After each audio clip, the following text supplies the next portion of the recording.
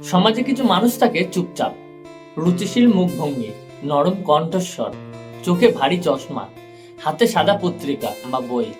তারা জ্ঞানের কথা বলে, এরা নিজেদেরকে বুদ্ধিজীবী ভাবে, আর সমাজও ভুল করে কখনো কখনো তেমনটাই ভাবে। কিন্তু এই শ্রেণীর একটা অংশ আছে যাদের পরিচয় কথিত।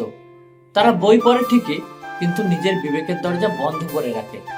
তারা শব্দ জানে, বাক্য জানে, তর্ক জানে, কিন্তু সত্য জানে না, মানে না।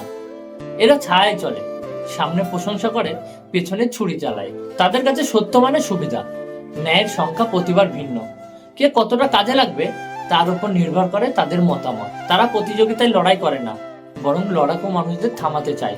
কারণ তারা জানে যোগ্য মানুষদের জয়ে তাদের মুখোশ খুলে যাবে, তাদের দখলে থাকা মঞ্চে আলো পড়ে যাবে সত্যিকারের অভিনেতার উপর। এই শ্রেণীর কথিত বুদ্ধিজীবীরা ভয়ঙ্কর, তারা বিপজ্জনক। তারা যুদ্ধ করে না, বরং যুদ্ধ বাধায়। তারা নিজেদের ব্যর্থতাকে অন্যদের সফলতাকে প্রশ্নবিদ্ধ করে। তাদের শত্রুতা প্রকাশ্যে নয়, ছায়ার মতো নিঃশব্দ ধীরে। তাদের হাতে নেই আগুন, কিন্তু কথার মাধ্যমে সমাজের বিষ ছড়ায়। তারা আলোর কথা বলে, কিন্তু অন্ধকারের বন্ধু।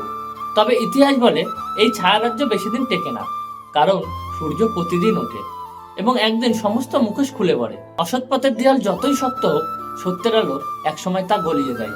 তাই সমাজের সত্যিকারের মানুষগুলোকে সচেতন থাকতে হয়, বুদ্ধি আর বিবেক যেন আলাদা না হয়, আর বুদ্ধিজীবী হওয়ার আগে মানুষ সবার চর্চা যেন প্রতিদিন থাকে।